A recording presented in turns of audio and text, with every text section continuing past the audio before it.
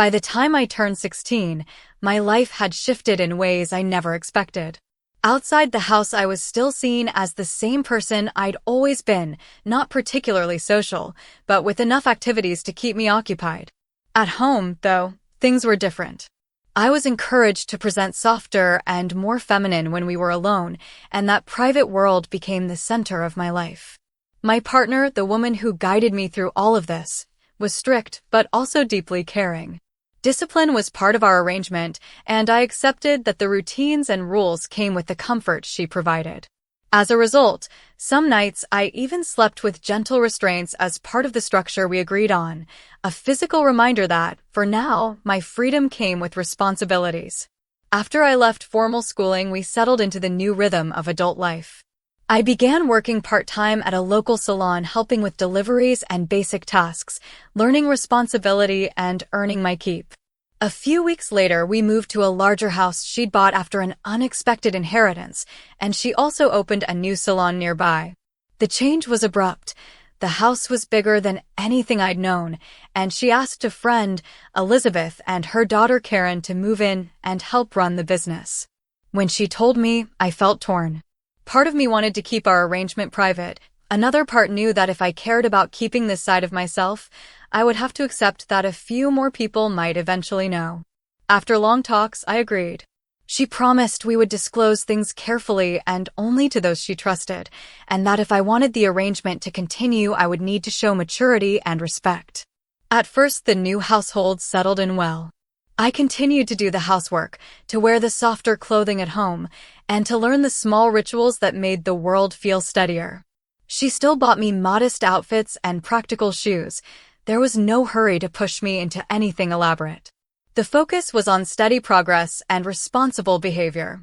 But living with more people put new expectations on me. When I failed to meet them, snapping back at Karen one morning after a long day of chores, I learned how quickly consequences followed. I'd been exhausted and frustrated, and I lost my temper. The remark I made in the heat of the moment crossed a line. I shut myself in my room, but that wasn't the end of it. She came in with a hardened expression. "Strip down and stand in the center of the room," she ordered.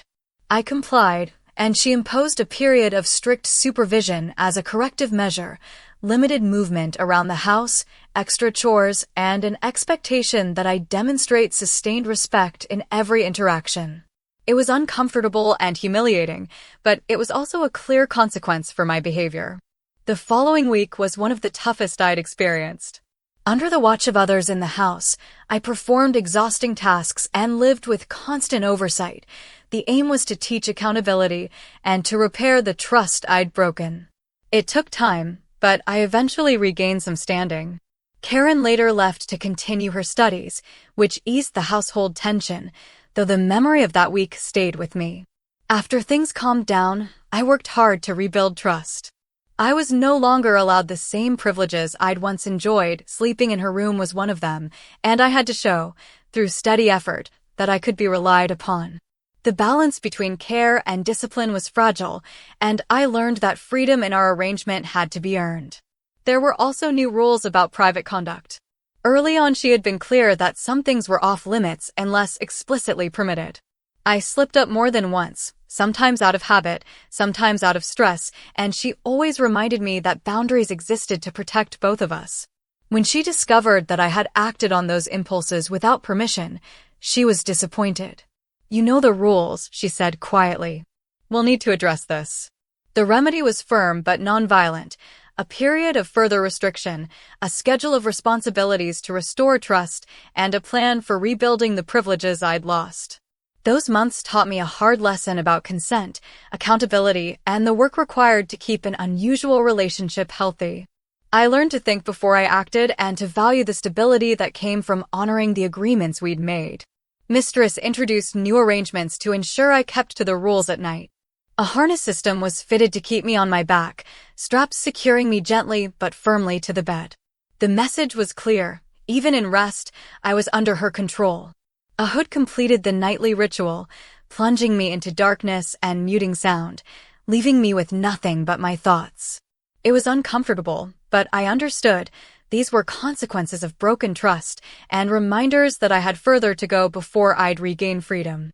During the day, life followed its steady rhythm. I continued working 3 days each week, but Mistress insisted that my wages be managed responsibly.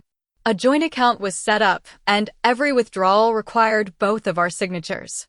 It was both humbling and grounding proof that she expected me to learn financial discipline as well as personal discipline. Approaching adulthood, I found myself with no possessions of my own, yet I was strangely relieved to have someone charting the course. Months passed before privileges were restored. Finally, I was allowed to share her room again, not as a reward for perfection, but as recognition that I had rebuilt some of the trust one had lost. It felt like a turning point. Be good for me and anything is possible, she reminded me. Her words carried both promise and warning. Then came the next challenge. She told me Elizabeth, her longtime friend, would occasionally supervise me. The thought unnerved me, but I agreed. I knew that refusing would mean sliding backwards. Accepting her guidance meant broadening the circle of trust and proving myself all over again. The year ended more positively than it began. I felt steadier, more committed. But then news arrived. Karen, who had once been the sharpest thorn in my side, was returning home for several weeks. The comfort I'd rebuilt suddenly felt fragile again. I couldn't shake the question, would her return undo the fragile balance I had fought so hard to maintain? Mistress Karen was coming home for 2 weeks. After that, she'd return to college to finish her course, and then, at least as far as I knew, she'd be back for good, ready to open her own fashion shop. That alone was difficult for me to accept. But then Mistress Helen told me that she and Mistress Elizabeth would be leaving for a holiday during those same 2 weeks, and Mistress Karen had volunteered to take charge of me. That's when the fear set in. I was already in bed when she arrived. The heavy leather hood I was required to wear every night muffled my hearing and stole away my sight, leaving me helpless in the dark. The door opened. I heard Mistress Helen's voice.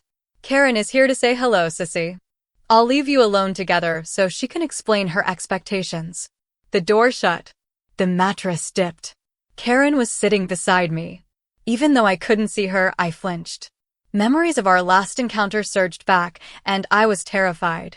"Lie still, sissy," she warned, "or you'll regret it." She let the silence hang heavy in the room. Seconds felt like hours. My heart pounded under the restraints. Finally, her voice cut through the darkness. "You and I are going to have an interesting 2 weeks, as long as you respect me and obey me without hesitation. Fail, and I will be very hard on you. Do you understand?" I swallowed hard. I wanted to say no. I wanted to escape. But my reality was different. "I will do my best, mistress." "Good," she said coldly. "I'm pleased with your attitude." Suddenly, she tested me. My instinctive reaction was to flinch, drawing my knees up to my chest. For that mistake, the punishment was swift. That may not have been deliberate, but it was inexcusable. A moment later, she returned with cuffs, heavy, cold, merciless. She locked them around my ankles, chaining me to the end of the bed. "From now on, this will be permanent. You will not move unless I allow it." The sound of those chains closing was final. For the first time that night, her tone softened, though the menace was still there. "I believe you can do better, sissy. And if you do, these 2 weeks might be enlightening." Even through the hood, I could smell her perfume as she leaned closer.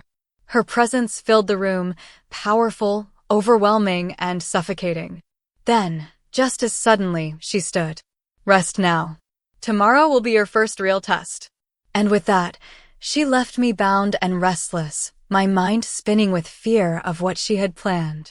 The next morning, Karen returned. She carried a baby's bottle filled with sweet juice, the kind Mistress Helen usually gave me. Without a word, she slid the teat through the opening in my hood and lifted my head. "Here we are, little one," she said. "Be a good girl and drink this all up for me."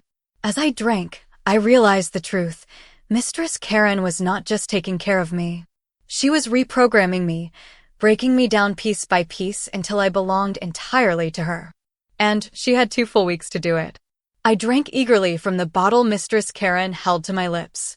The warm liquid soothed my parched throat and, for a moment, I felt calm, almost safe. Her presence was powerful and unnerving all at once, filling the room with a perfume of command and mystery. But I had been lying there for so long, tightly restrained, that I began to shift uncomfortably. Mistress Karen's voice cut through the muffled air. Something wrong. Timidly, I confessed that I needed to be excused. Her answer was simple but firm. She expected me to wait until she released me. I stilled, forcing myself to obey. A moment later, she unlocked the heavy hood and slipped it off. Blinding light poured in. For the first time since she'd arrived, I saw her clearly, and she was breathtaking. Her hair framed a striking face set with dark, dramatic eyes.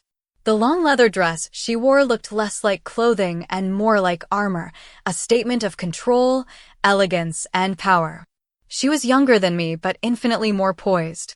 In that moment, Mistress Karen seemed like a queen returning to her throne.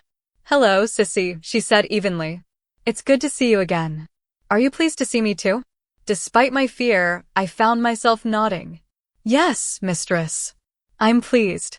Her lips brushed mine, a fleeting gesture of ownership rather than affection. Then she released my restraints and instructed me to shower and wait for her.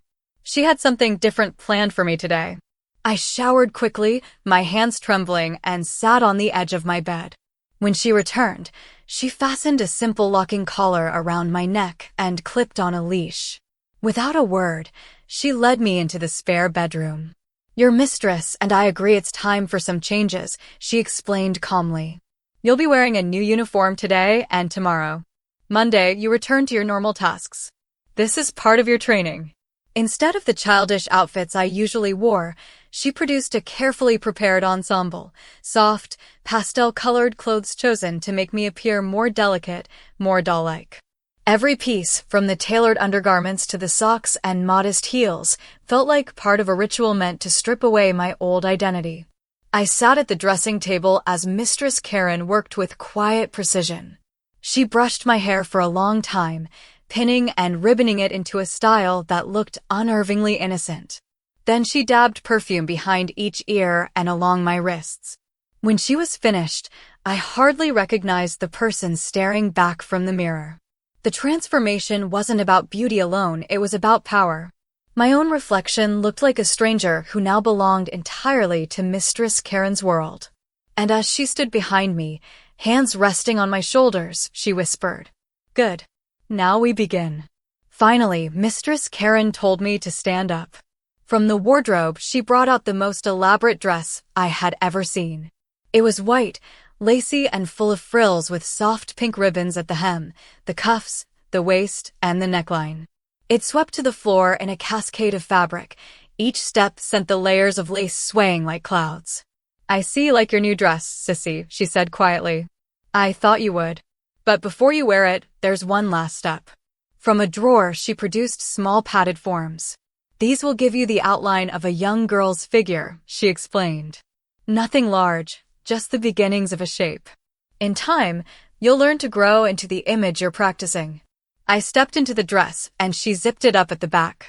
She was right, my outline now looked subtly different. For someone who had always felt out of place, the transformation was intoxicating. Mistress Karen guided me around the room, correcting my posture and showing me how to walk so the skirt moved gracefully. "May I speak, mistress?" I asked. "Yes, Sissy." "Mistress. Thank you. This is beautiful."